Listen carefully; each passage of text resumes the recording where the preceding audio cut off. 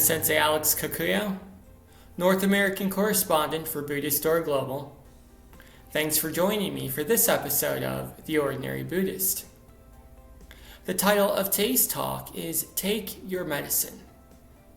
Before we get into that, please subscribe and hit the notification bell.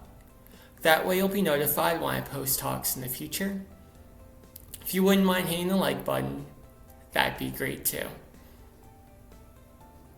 When I was younger, there were two things I absolutely refused to do.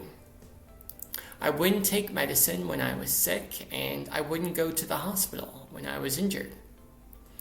As a result, I suffered quite unnecessarily from headaches, stomach aches, fevers, and the like. I also have scars on my body from cuts that probably should have been stitched up.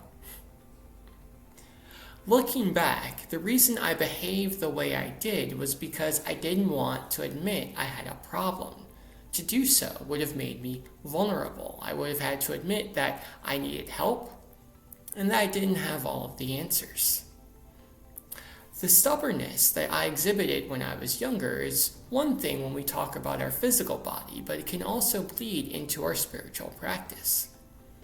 When Buddha talked about the causes of suffering, he described them as a sickness.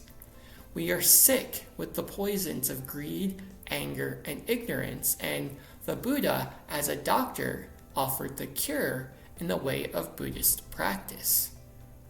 So we have sickness, we have medicine, but unless we're willing to join those two things together, unless we're willing to take our medicine by practicing the Buddha Dharma in daily life, we'll never be cured of our sickness.